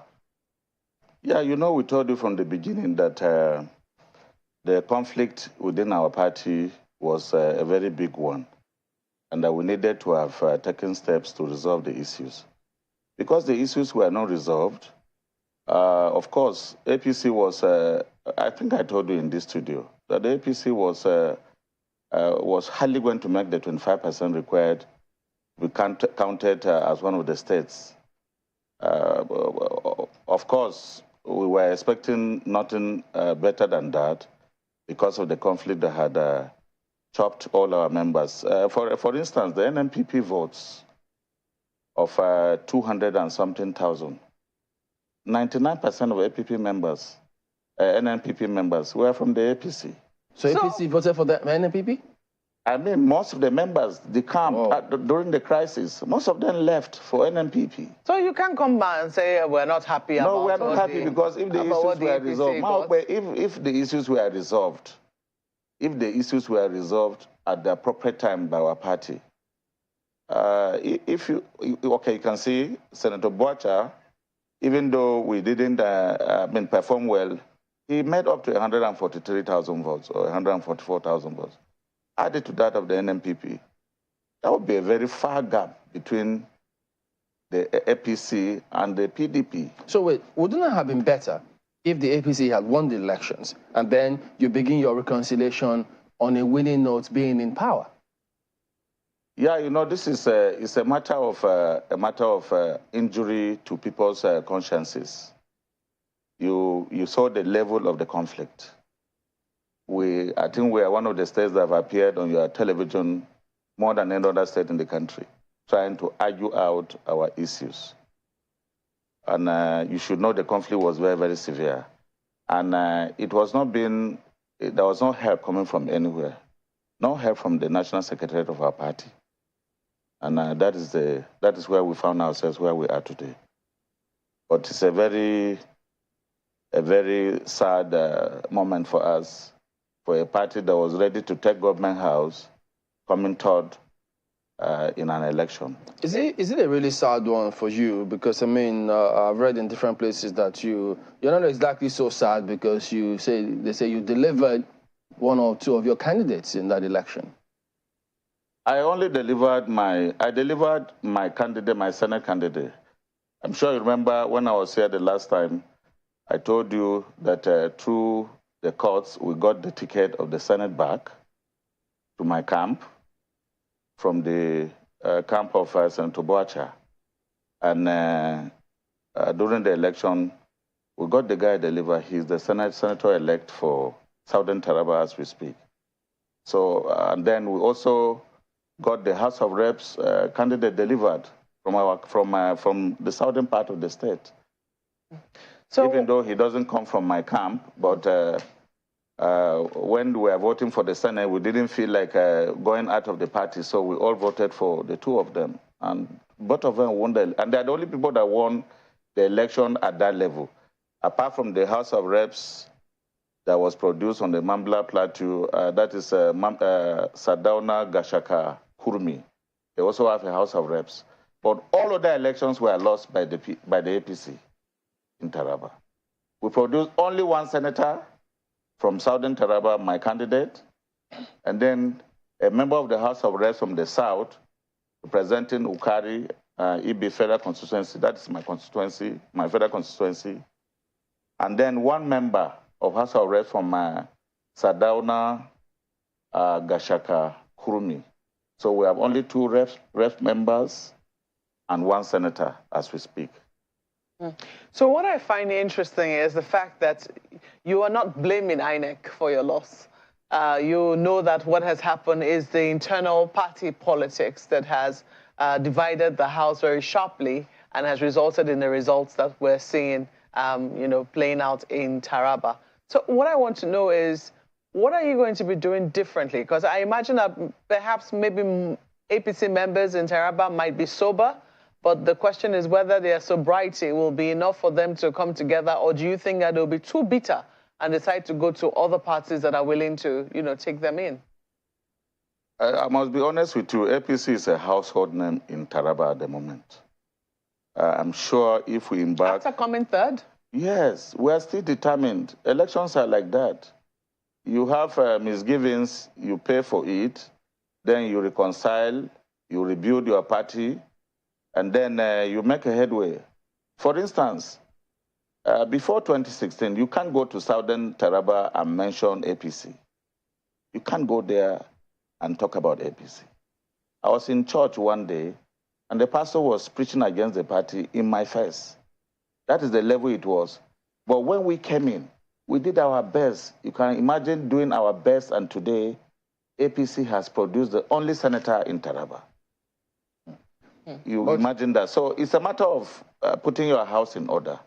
But I think at this moment, we should start Yeah, the tribunals are going to be working on most of the losses and the gains.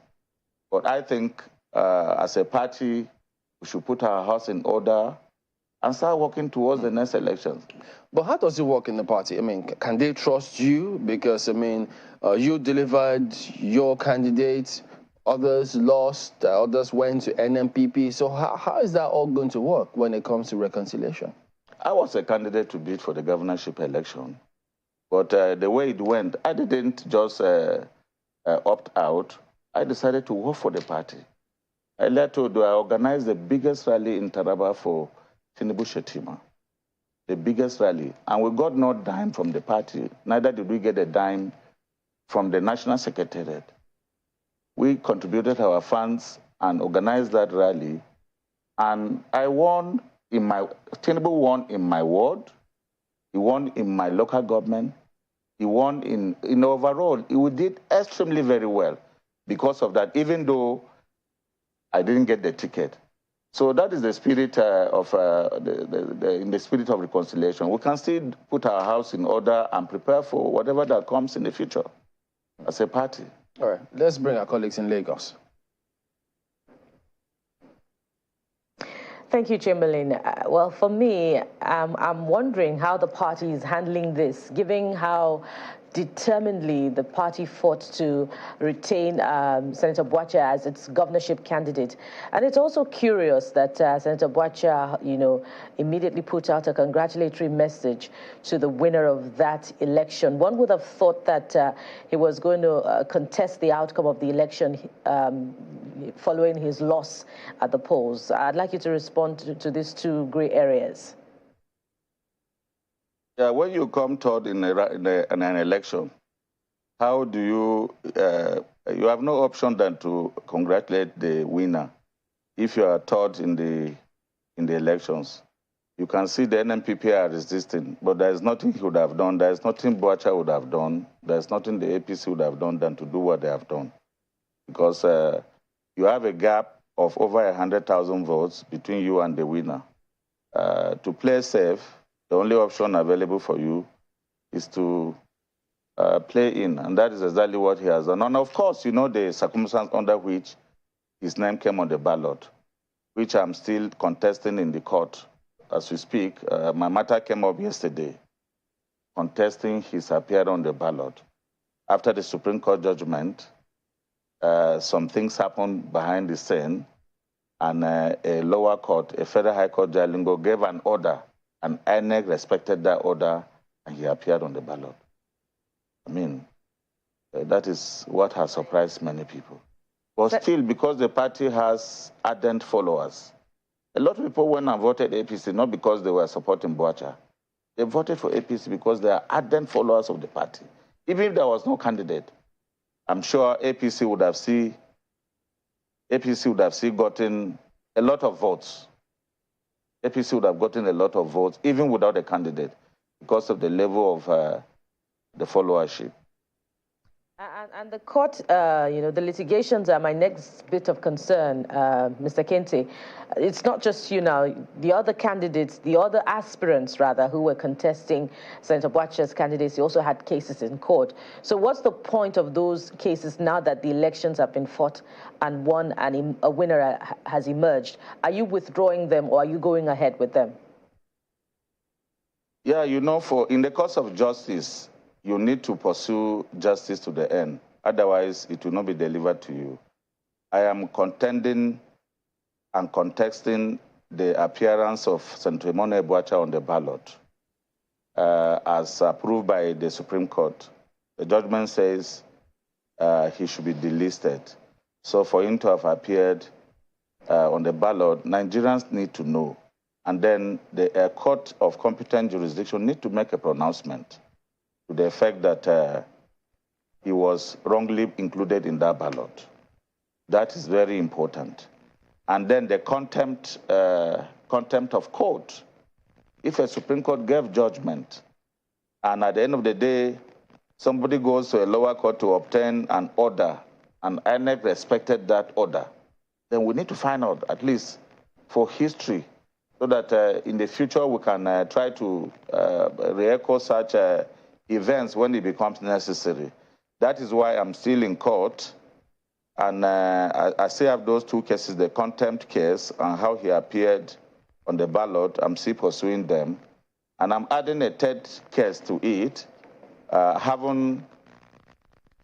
If these two cases are resolved, then I know that Senator Boacha has altered a process of electing a governor in APC in Taraba. That will now come up as a fresh case because the Electoral Law 2022 makes provision for that. That where a person or a candidate derails a process, he must be punished. So what's the point of plans for reconciliation if those cases remain in court?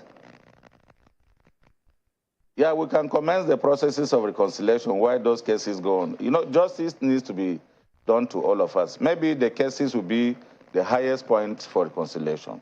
Wouldn't that be self-contradictory, both for those who are planning reconciliation and for the party? Yeah, sometimes it's good to get to the root of a matter before you reconcile. If you don't find out reasons why you had the conflict in the first place, it will be difficult to have a genuine reconciliation. So I think because we'll be preparing for elections in 4 years' time, 2027, we can, even if the case will last the next 6-7 months, and then while the reconciliation is going on in the other hand, we can be sorting out the unresolved issues in the various courts and then prepare for true reconciliation 6 months after. Interesting. So there's the both out-of-court settlement, in-court settlement, everything playing together. But I'd like you to speak to this concern, because there are fears that this election, the outcome, may have split Taraba State across religious lines. And I think it was evident in the way we saw people vote for the PDP and the NNPP, seeing the endorsements that came before that election as well. Is that a fear that you have really? Because we know that Taraba is multi-religious in that sense, and I think that the success or the prosperity of the state will thrive only if, regardless of the religious differences, people come together. So is that something that was evident during this election for you? Yeah, I can tell you that the votes that were turned out may give that impression, but I must be honest with you. The person that won the elections with the Muslim votes too. Being a Christian, both Christians and Muslims voted for the gentleman that won. And in the same manner, NNPP candidate also got votes from Christians. You can't rule out religious differences in a state like Taraba. But I assure you that the outcome of the elections may not be based on religion alone, because I'm sure a lot of Muslims, I am aware of that because I have been in the field, a lot of Muslims voted for the winner of this election. And by the way, in every family, virtually every family in Taraba, you find Muslims and Christians alike doing things in the same way or in different ways. So I may not agree totally with you that the votings were only on religious lines. We had a level of neutrality in some places. Kefas, the winner, won in 5 local governments in the north. He won in 4 local governments in the central. And these 2 places, some of those, like central, many of the local governments he won were dominantly Muslim local governments, but he won in those local governments. So yes and no, I can agree with you to an extent and also say no to what you have said. Well, those are not my thoughts, really. Those are fears expressed to me by the people of Taraba. And, as political leaders, I just wanted to get your thoughts on that and how this will be handled. Because for you don't see it as a big deal, but for the people, the perception might be different, and it will be important to see how this is handled. But in any case, your party, the APC, won at the national level. And I wonder what what the plans are for you now. Questions about whether you'll be seeking to work with Senator Boacha, whether you'll be trying to even get the NNPP candidate back into the fold as part of the reconciliation plan. So what is the political future for the APC in Taraba looking like right now? What are your options, really? Yeah, the truth about it is that in the spirit of reconciliation, I think that Senator Boacha should have a rethink on his approach and allow the majority interest of our people to play. I mean, to be enforced. He should be able to come into the mainstream of the party, and we should all put our hands together and see how we can do true reconciliation after the courts have determined our cases. And the NNPP candidate who also left us, he was one of the contestants in the APC, he left us. We are also going to be working on him so that he could actually come into a national party. This is a party that won at the national level. Yeah, but the same politics is first of all local. If NNPP is peaceful and they are second, they have a closer chance of being first. Why should they come to the APC? I must tell you that the gentleman that left for NNPP only went there to contest elections. Now that the elections are going to be won or lost, or now that the elections are won and lost, I'm sure he might be having everything to come back to his home. So if he comes back to his home, is he going to be a candidate? Because now there's so many people vying for that seat. I mean, if they give it to you, I'm not sure you reject it. So why should he come and queue up if he's not guaranteed that he will get the ticket? That is a decision for him to take. If he feels the NNPP is good for him, I feel the NNPP is too small a house for a professor to go and run for election there and win.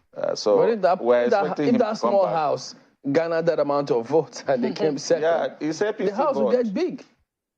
Yeah, it's one of those things. I think in fact, if he had won the election, I assure you he will ultimately come back to APC if he had won the election. But yourself, you'll be taking a shot at the governorship seat again, won't you? I can't say that for now. I would have to consult with my followers. And if they say yes? Of course, why not? I'm less than 60. I can still have a shot on that. But again, there's an impression I want to clear in this interview, or in this my appearance. My colleague and friend, Boacha, appeared here a couple of weeks back and said that he won this, he won that, he won the senatorial, he won his senatorial district, he won this, he was doing this and doing that.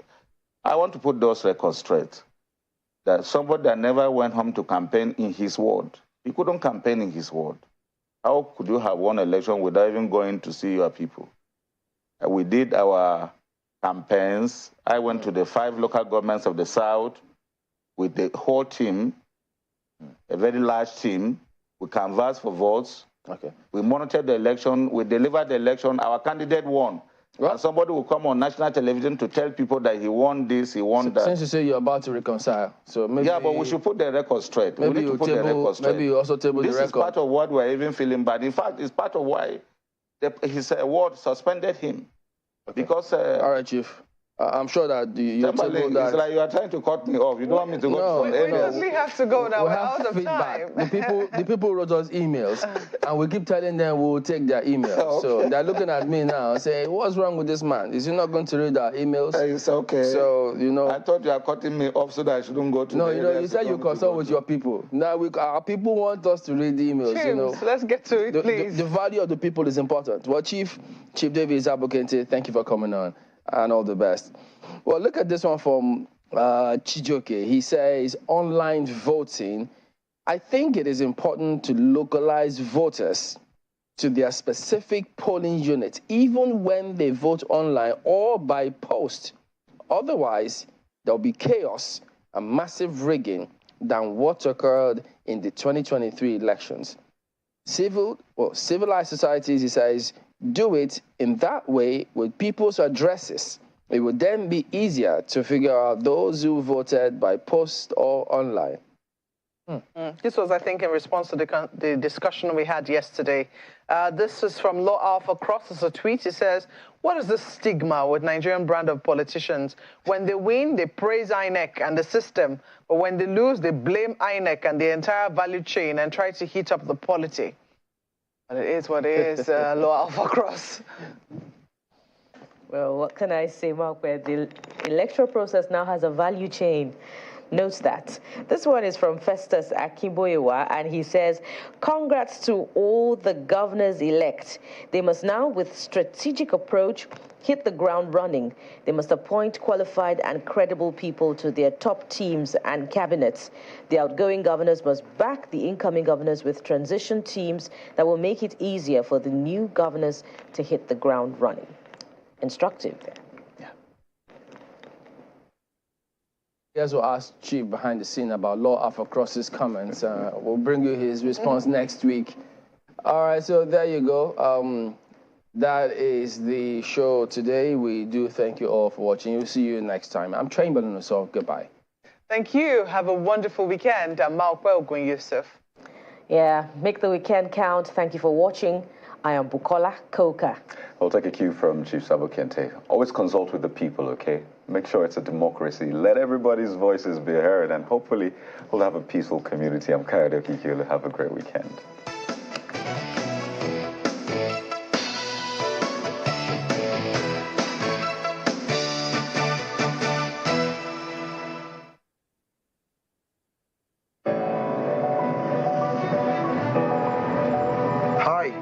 Part the ranking, and they don't call me world best for no reason. I only deal with the best. Be it auto or business, 100% claim is always guaranteed.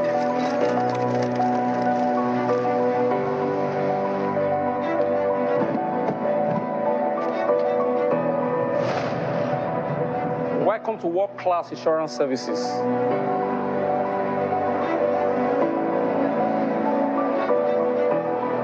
We are Anchor Insurance. Where insurance truly works.